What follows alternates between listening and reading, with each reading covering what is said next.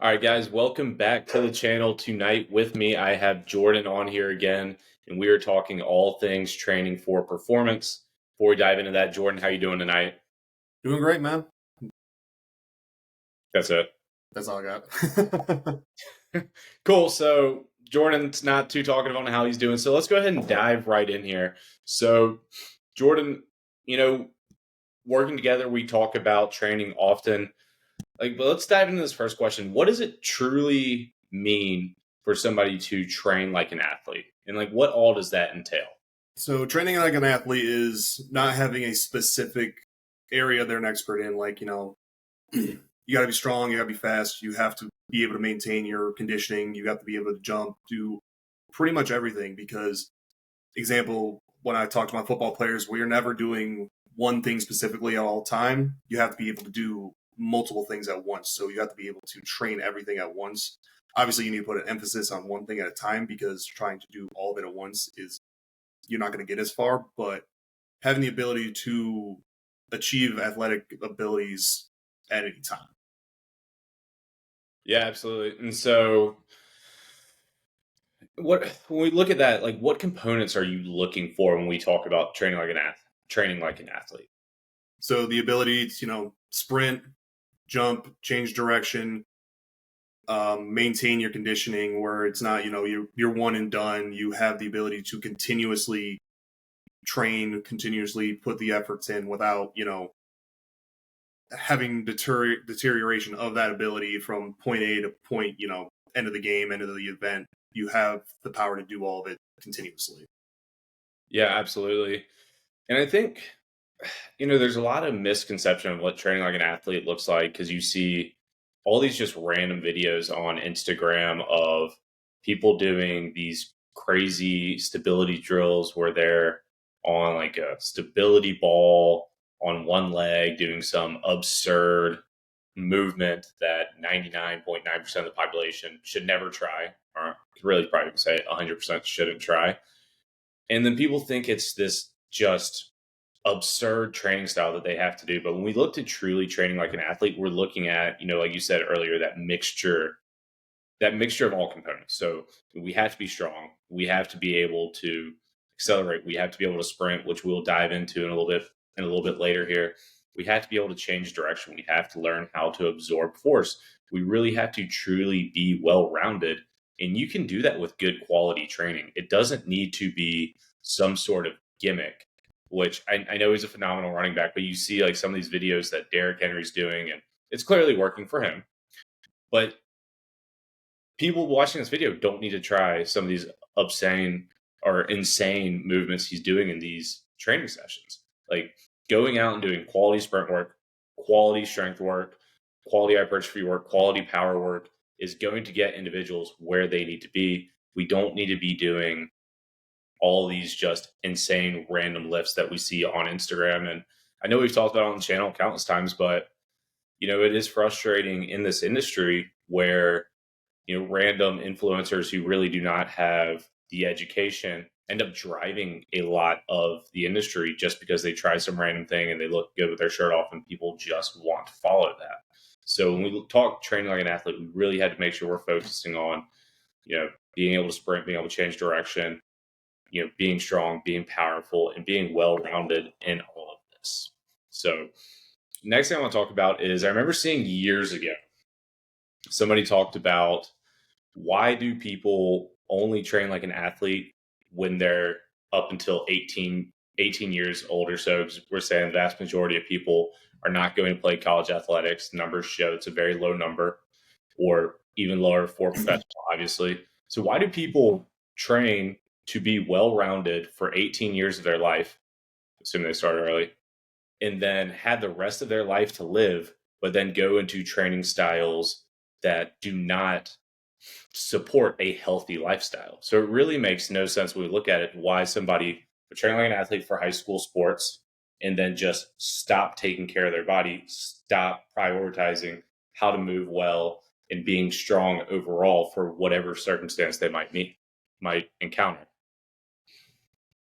So a lot of it, people get done. They're like, oh, I don't have to worry about training anymore. I'm not worrying about this. But no one knows what they're like what's going to get thrown at them in the real world. Like they assume nothing's going to happen. They don't have to run. They don't do anything. They're just accepting, hey, I'm stagnant. This is fine. But they don't look at it for the big picture of, you see these 60-year-old people who can barely walk, but then you also see the same 60-year-old from the same class, same everything, but they've trained the entire time. A lot of people don't understand that as you age, it's going to deteriorate. What's the phrase you use? Don't use it, you lose it. Yeah, if you don't use it, you lose it. And That we'll talk about that when we get to sprint work here in a second. Yeah. So a lot of people are just like, oh, I don't have to worry about that right now. I'm 18. I'm still in good shape. But then, 5, 10 years down the road, oh, damn, I'm fat as hell. I can't move. My back hurts. I can't, pick up the groceries without having some sort of issue. So people just assume they'll be fine because they were in good shape as kids. But we all get older and it's not going to carry over forever. Yeah, it seems like a really shitty way to live. But really, we see it in our demographic that we work with specifically because they are forced to do these things in their daily jobs. The big tactical demographic, like and Brandon was on here a few weeks ago talking about it. Like he's always going into whatever situation he's going into, he doesn't know what he's going to encounter. Is he having to pick up dead weight in a non-ideal position? So having to be able to be prepared for whatever that job might throw at him, and it's so huge with the population that we work with in this tactical setting. Yeah, exactly. Like, not everyone's going to be a firefighter. Not everyone's going to be a cop. Now, you have all these different demographics, but again, you never know what's going to happen. You could be, out with your family. Something happens. You need to, run to your kid. They're down. You can't run that fast because you haven't run. You get about halfway there, you get winded. Like, you have to be prepared for what's coming at you. Like, yes, obviously we work the tactical setting. Most of these people we're with understand that their jobs have to be prepared for everything, but a lot of people just assume they don't need to be prepared. Yeah, it'd be a shitty situation to be in because you've been complacent in your training or disregarded your training that now you can't help a family member or help a loved one just because you've been complacent in your training for however long at this point. Yeah, you spend your weekends taking the 16-ounce curl, but not actually picking up a dumbbell or going for a jog. So, not gonna. Yeah, absolutely. So moving on, let's talk about, and I know we can spend a little while on this next one, how to incorporate acceleration and sprint work into your training. So before we dive into actually how to put it into the training, Jordan, you might explain to everybody the difference between acceleration and sprint work? Yeah, so with acceleration work, you're building up the speed. You're not going to be able to, obviously, you're not going to go from 0 to full sprint in seconds. You got to be able to generate that force into the ground. And then once you get into, that actual sprint phase, I like to describe it as taking off with an airplane taking off. They never go from 0 to 100. They have to build up to that full sprint. And then that sprint component, you're in that full sprint motion. You're already generated the force. You're learning how to maintain that speed and pick up as you go so that you're at the top speed and building onto that. Yeah, absolutely. So personally, we look at acceleration and sprint work. It's my favorite part of strength and conditioning. The first guy I ever worked for was very big into the movement aspect of everything. And we spent a lot of time doing acceleration and sprint work with our guys. So I know in my training, I am definitely incorporating both of these. I do acceleration work twice a week, and then I do top end speed once a week to make sure I'm hitting that. And so when we look at incorporating it into our training sessions, my acceleration work is going to happen at the very beginning of my session. I'm going through dynamic warm up that takes 10 minutes, maybe 15 minutes on some days, but I'm making sure that I am ready to go. And then this block I'm doing right now, my acceleration work on Monday, I am working on falling starts to where my body is falling, and then I am having to react to where I'm driving the knee and then pushing that ground away from me as I'm building up to a top end, or as I'm building up and accelerating. And so I will look to go 10 yards or so because I'm strictly in that acceleration work. So that would be what a Monday would look like for me. And then Wednesday, I'll work top end speed on that part of it to where I'll still go through that dynamic warm up. And then now when I get into my top end speed, I'm working not necessarily focused on the acceleration work and focused on pushing behind me.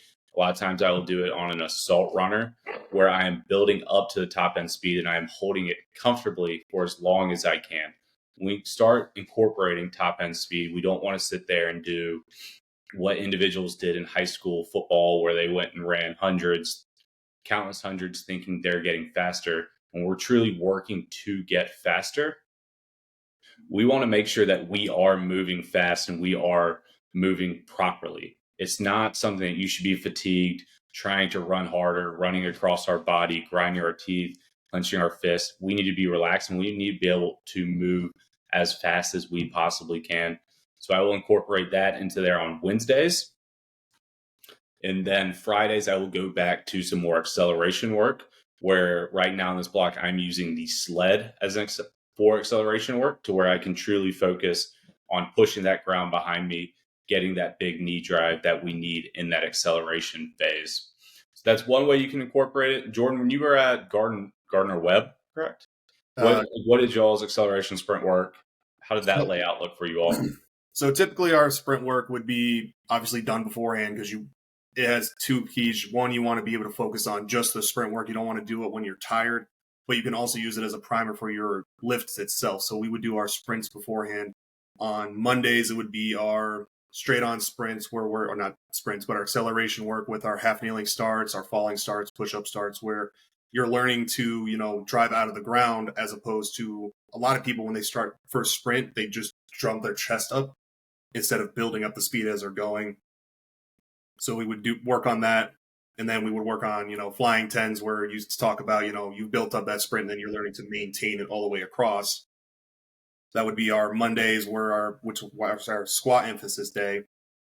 Tuesday would be, a little bit more conditioning based because it's our upper body day, just because it's not taxing on the legs. And then on Wednesday or Thursday, our next lower body day would be, our lateral starts, our lateral sprints, where you're again learning to drive out of that low position, generate force in the ground so that you're able to build the power into the ground, but you're not, just like you said, sprinting for no reason. We would only do, 4 or 5 sets and with a good rest between so that you're putting all the effort into that build up. That way you're learning how to, generate force into the ground. Yeah, absolutely. And so you mentioned a few different drills there for acceleration work. When do you start to incorporate the different drills for individuals when it comes to acceleration work? I personally believe we do not need to necessarily do it at the beginning as people are learning how to accelerate and learning how to hit top end speed. Like a lot of these drills are great, but they do end up being a little bit more advanced. Like I was looking at a group in person the other day where they were doing half kneeling lateral starts. And it's a great drill when you know how to put force into the ground correctly. But watching this group do it, all they did was pop up. So we now have completely disregarded this drill and then they just ran. So So what do you have a time in your training where, and obviously you can use coach's eye, adjust when you need to, especially, and that's one of the benefits we look at one-on-one training is being able to adjust accordingly for the individual. But you have a general timeline for when you start to incorporate some more advanced drills in there? So my timeline typically, most of the time when I program, it'll be 4-week blocks where, a lot of people like to do 8 weeks where, but with 4 weeks, you can adjust and change like, hey, they're making more progress than originally planned. We can make adjustments or, they're still progressing. Let's keep it at this. So I'll start off with, just the run of the mill staggered stance sprint where they're still getting that forward lean. Once they get more comfortable with that, 4 to 8 weeks adjusted to the falling start where they're learning how to drive out of that position where their body's naturally catching themselves, because a lot of people when they do that falling start, the big coaching cue I use for that one is wait until your body naturally tries to save you, because you're not going to Michael Jackson. Hmm? Yeah, like the Michael Jackson lane. That's what we'd Exactly. always tell our football guys. Never heard that cue, but it's actually a really good one. But what we would say is your body's going to naturally want to save you because no one's going to want to on purposely face plant. I mean, I did have a freshman one time do that, but he was being a bonehead. But your body's going to naturally jam that foot in the ground, generating as much force. So it's teaching you to, drive off the ground and push. And then once we progress from there, we'll go into, the regular push-up starts. So you have to violently drive. Sorry, Jordan. Before I move on from there, I want to go back to that falling start a little bit. You talk about your body's naturally going to catch yourself. The body will respond 100%. One of the big issues, though, I see when individuals go to do the falling start is, I talked about pushing behind, accelerating earlier. You still have to make sure that you are punching, or you punching that knee up and then you are pushing back, so that way you're gaining ground. I've seen a lot of individuals, they'll go to fall, but then they'll reach and now they end up into a pulling phase, which gets us into more top end speed mechanics as opposed to pushing like we need to in acceleration work. So really make sure if we're doing those falling starts that you think about pushing behind and that you don't just try to reach out there and end up pulling. Yeah, exactly. It's similar to the A skip. You're getting that jet force driving you down. It's just as you're pushing forward, you're driving it into the ground, as opposed to overextending. You're trying to violently punch into the ground with max force, which will propel you. Yeah. And then, so you said once your guys get very familiar with falling starts, you move into your push-up starts? Yep. Again, I always like to compare the starts to, airplane taking off. So they're starting in that lower position. They're learning to generate force, again, from that lower position so that they're pushing the ground away with their feet, as opposed to, just kind of pushing. Or not pushing, but just falling forward. They're generating force in the ground because, one, they have to get off the ground. Two, their knee's going to naturally drive up to their chest so that they're in a better position, because sprint mechanics, that knee's coming up hard and driving the heel into the ground. Yeah, I think I like how you just used the airplane analogy there, because when we look at acceleration work and then moving into top end speed work, you'll see people accelerate and they want to get out, like guys who are typically very, very fast in their top end speed. They try to get into that position quickly. But for us to be efficient, when we talk about acceleration work, you're not popping straight up. It is a gradual increase. You shouldn't necessarily be almost vertical until we're at that top end speed and you're working on that pulling. So it is important, like you said, like that airplane taking off, we are gradually rising to get into that top end speed. We're more vertical pulling with those hamstrings. So don't try and do any of these starts and then just pop straight up, because then we do miss the intent of true acceleration work there. Yeah, exactly. Because I don't know what cues you guys used to use, but with the guys I've had, they should still be in that hard, like low forward lean at 10 yards, 20. No one's going to be at full speed within 10 yards unless you are dangerously slow. And then there's a whole different can of worms we got to work at. Yeah, if you've hit top end speed within 10 yards, that's tough. Yeah, but so like to your cue, yeah, like there's not a set yardage that you should be vertical at when we're looking from transitioning from acceleration to a sprint. That is all going to differ by the individual. Like I said, we had a lot of guys who phenomenal at track in high school, transition to football. We'd see some of those guys try to pop up a little too early, but you might have some people still getting up into that top position at 25 yards. Some people might be in it at 15. So it's not going to be the same for every individual. Yeah, exactly. Like I've seen some dudes that are still generating speed in that low forward lean 20, 30, 40 yards down the field, because they're just naturally, like, the 400-meter sprinters, they're still building up speed as they're getting rolling. Yeah. And so as we talk about that, how often did you work the 3-point stance with your guys? Like the 40 stance? Yeah. Honestly, not very often, just because, at least with football, that's not going to be a position that they're in very often. So that when we, like off season, like we were preparing to test for it, we would use it, early on, just so that when we're testing, they're prepared for it. Or we have our pro day guys where that's what they're practicing doing. But we wanted to I wanted to try to keep it more focused on what they would kind of be doing in the sport itself, as opposed to, just this specific, hey, this is going to be perfect for you to get full speed, but it doesn't super translate over to, football or baseball or something of that nature where you're in that opportune start position. Yeah, absolutely. Unless we were training guys for pro day, I always thought it was kind of a waste to work out of that 3-point stance, because again, you're not in there in the sport. and getting into that 3 point, that 40 stance, like that itself is difficult. And then knowing the actual steps of it is not easy. The breathing of it, like it is difficult to get in. So in my eyes, it was always a waste of effort putting them into it. As like unless you're doing proto, you're doing something specific. Absolutely, you need to know it. But I always wanted my guys to focus having their full intent on max effort, not all right. Well, I'm here off. Oh, so now my foot's here. Now I'm into there. All right, hand is back. Where is my weight on this hand? Like I think it's just like wasted thoughts. And so if Absolutely. you're listening to this, like you are way better off starting that 2 point stance where you can focus on moving with max intent, max effort, not trying to get your steps completely perfect or getting your stance completely perfect for a 3 point that you never are truly going to work out of. Yeah, exactly. Like we went like with our pro day guys, we would spend an entire day like specifically preparing for that position just because again, that's what they're training for. But a lot of guys get so obsessed with, hey, my stance has to be perfect, and then they get in their own head and forget their actual sprinting cues. They get so locked in on, my heel toe relationship, everything like that.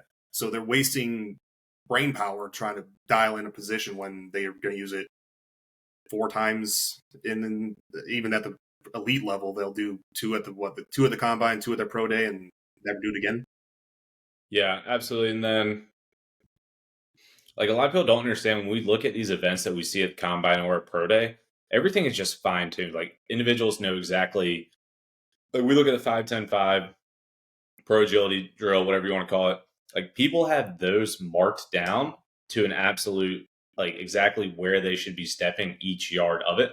So, a lot of that is just the coordination and the repeated practice of knowing exactly what step. We look at the L drill. Like, people have successfully, the guys who do it successfully have ran it so many times to where they just know the exact patterns to where when we talk about us training for max attempt, max effort, like we don't have to be that precise with it. Yeah, I mean, those guys, they finished football season and then the combine's what, 4 months away from it. They pretty much most of them just stop worrying about anything else. They just lock in on those specific drills, which yeah, that's great, but then you get away from what you were actually good at is, intent, athleticism, but then you just dial in being perfect at that specific thing. It kind of takes away from overall what you're trying to worry about. Like it's a great drill to, learn to change the direction, but then you get so scientific with it, so dialed in, if my steps off by this point, my entire thing's off. So it's a great drill, but at the same time, it becomes a life focus on just that. Yeah, awesome. So I think we really hammered that one into the ground. So let's move on from that. So oftentimes we get people to ask us about conjugate style training. So Jordan, can you explain to everybody first what conjugate style training is, and then when it is appropriate to put it into your training, Yeah, or so not maybe appropriate, or reasons why somebody would want to incorporate it into their training. conjugate training or conjugate method, or a lot of people know it as West Side method.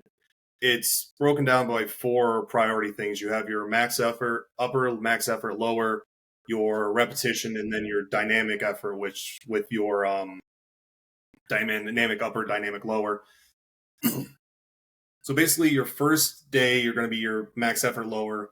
You're aiming for, a 1 to 5 rep max, pushing it to the limit. And then after that, you'll have your accessory work, which is a lot of times what you're weak at. Maybe your hamstrings aren't as strong, so you'll add more hamstring work. You'll add some core. You don't do a bunch of exercise with it. Most of the days of if you're just doing, West Side strength, it's 4 exercises because, you get up to that max effort. It's going to take a little bit. And then you work on your weaknesses for that. Day 2 will be your max effort upper body, whether it's a bench press, military press, floor press, something of that nature. You'll, work up to your max movement, hit your tricep, your pull, and some stability work. And then on your dynamic days, your dynamic lower, whether it's chain squat, chain band, it's always going to be changing. You'll hit that, and then you can incorporate jumps with that afterwards or before. Most of the time it's beforehand, but you can do it either or because it's a dynamic movement, so it'll help prime for it. And then again, working on the weakness movements with your, RDLs, your leg curls, something of that nature. And then the last day will be, dynamic effort upper body. So it'll be a different exercise from what you did Monday. So maybe you did max effort bench, dynamic effort, incline press for that one. And then again, with the accessories, tricep, bicep, pull. So when you can incorporate this, it really depends on what your time of the season is. I know people that'll use it year round and just make tweaks of it where, the emphasis is going to be more speed. Like you're closer to you're in season. You don't want to overload them with the volume. So, you'll drop the volume down, incorporate, farthest away from your event is your heavy lower body. So that by the time you get to your actual training or your actual event, your rehab, you're recovered. But a lot of times you can do it any time of the year. It's just you have to play with it a little bit so that it's dictating towards what you need to focus on. Like, say you want to do it in the off season, you can incorporate more, like farther away from your in season events. You can incorporate more strength stuff, more volume, so that you're going to be sore. That's fine. You're not so worried about it. But as you get closer, drop down the volume so that your body's rested and recovered for the actual season. Yeah, absolutely. So, do you have a time? So, when you're doing an athlete assessment, what does that athlete say in that assessment that makes you think like, "Hey, conjugate's exactly where they need to be," or makes you think maybe conjugate's not the right style for them? So if someone's give me a rundown like, hey, I want to be stronger, more explosive, and just in general more athletic, I might go with the conjugate method. Like if they've experienced heavy training before, I can incorporate it because West Side method is not for the faint of heart because you are doing that max effort training a lot. So if you're not prepared for it, it's going to take you it's going to knock you in the mouth because you're pretty much maxing out twice a week, every single week, just new exercises. So if someone says, hey, I want to get stronger and more explosive, that's going to be more of what I kind of lean towards because that's the two key components that they're working on, which that's what West Side's built around is the max effort and the dynamic effort. So if that's their goal, maybe their goal is to incorporate more conditioning, a little less of the max effort training, might not go with West Side because if they're not trying to get that maximum strength, maybe that's not going to be what they want to focus on with. Yeah, absolutely. And then you talk about max effort. Last time you were on here, we were talking about some of your numbers with powerlifting. How often are you incorporating conjugate style into your powerlifting training? I'll go through phases. So if I'm more focused on my actual like powerlifting itself, I will use West Side because it's tried and tested. There's a reason that, as they say, Louis Simmons, born 1959, died never. It works. It's been tested. There's many complete monsters that'll do it. So I'll start incorporating, 16 weeks out from my meet. But if I'm, away from like I get done with the meet, I will go away from it a little bit just because my body is beat up. Because again, we talked about my numbers. I've got a 700-pound squat, almost 800-pound deadlift. If I You continue have to say it to, again. I'm 100% flexing that info. If I continue to train at that max effort year round, I'm one going to get hurt. Two, my CNS is going to get cooked, so I'm not going to get as much progression out of it. Yes, you're rotating exercises every 1 to 3 weeks, so your body doesn't hit a plateau. But again, if you're constantly redlining yourself, it's going to catch up with you at some point. So depending on where you're at in your training, like if you're leading up to, the event, West Side, great method. If you just finish your training, your meet, pull back off of it a little bit, work more just, general, relative intensity, 80% area for strength. Just let your body recover and heal a little bit. No, yeah, and I'm glad you bring that up because it is so important that we allow our body to recover. Like we cannot always just train all out all the time. Like we have to listen to our body, allowing our body to recover to really make improvement there. So yeah, listening to it and not thinking like, hey, this is what I have to do every single time. So brings up my next point, kind of talking there. And I've had a lot of our clients in 90 Unchained, at least my clients have asked me about it. When we talk about deloading, how do you go about deloading your guys? Because there's definitely multiple ways you can do it. So it depends on my person, like my athlete I'm working with. If they're, lower training age, they can continue to progress continuously. But if there's someone with a higher training age, I will typically try to incorporate a deload, like forcefully deload it, because a lot of times people will just keep pushing through when they're tired just because I don't want to be a baby. I want to keep getting after it. So I'll go, every 4, 6 weeks, forcibly make a deload just so you have to do it, because a lot of times people just ignore it. I'm completely guilty of that myself. I'll just keep pushing through, and then that's when your body starts, not recovering where it's supposed to, and then you're going to see it in your training. Yeah, absolutely. But I'm saying, what does, like, because it's one thing to say, hey, deload this week, but a lot of people are going to be like, do do I not do anything, or like, what do I do? Like, what does deloading in your programming look like? So there's two ways that I'll do a deload. I'll either deload the intensity and just do, 5 by 5, 50% of your max, just let the body kind of feel it out.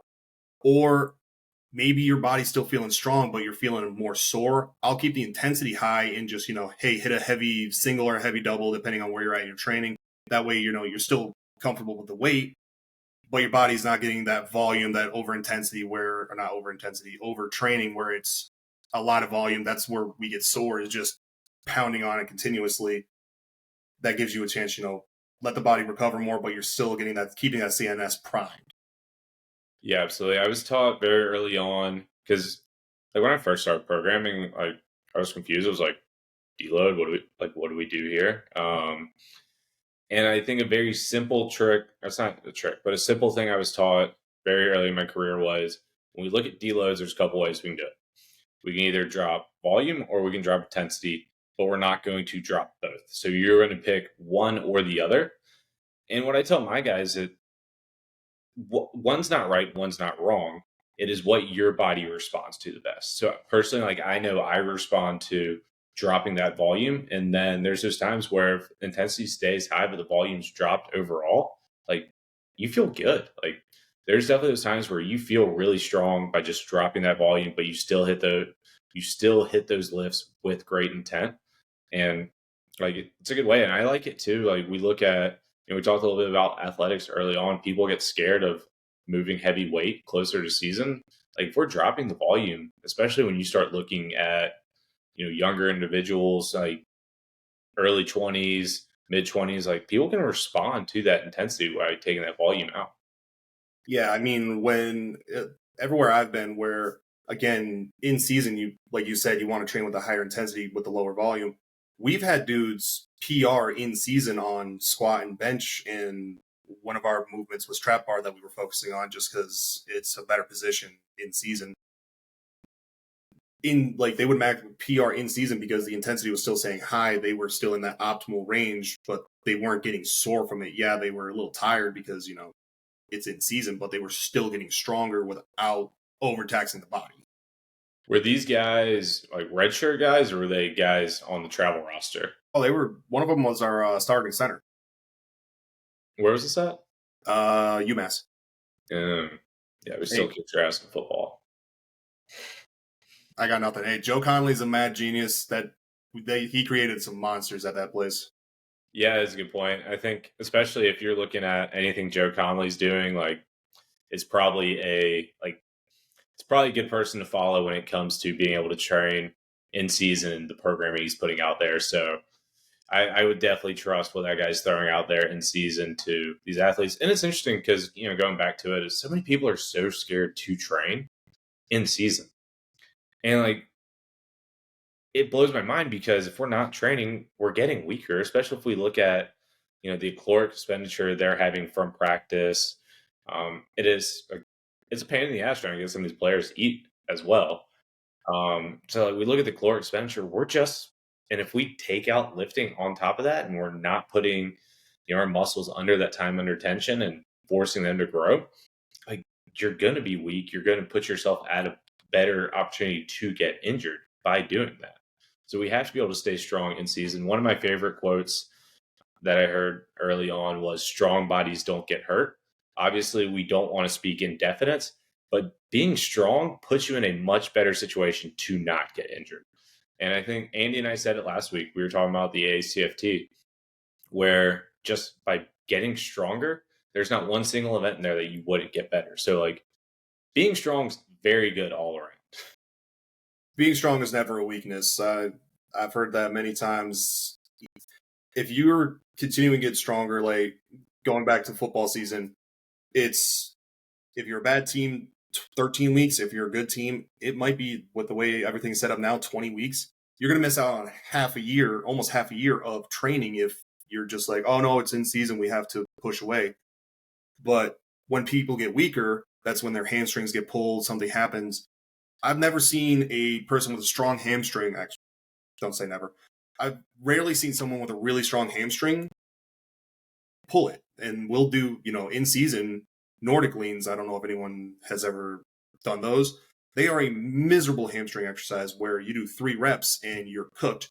But people that are good at them rarely actually get hurt doing them or sprinting with it because they're Yeah, I think it was me and Jimmy prior. Maybe when we were still doing this on Instagram, we were talking about microdosing Nordic lanes in season because we worked with Nordboard one year and they were showing us all the studies by microdosing. They were saying 10 quality reps per week was showing a reduction in hamstring injuries. I wish we had been more consistent with it that season, really kind of paid closer attention. Unfortunately, we did not have a good year, so trying to find out if Nordic leans were, positive kind of took a back burner when the team's not winning. So, no, yeah, they're phenomenal. Yeah, absolutely. Cool. Well, Jordan, that wraps up the questions we had set for tonight. Is there anything you want to leave the audience with? Strong things don't break. Find a training method that works for you.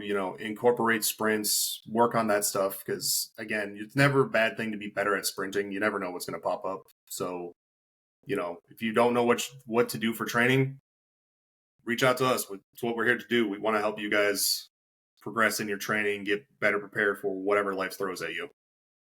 Yeah, absolutely. Like Jordan just said, if you're not sure what your next steps are in training, reach out.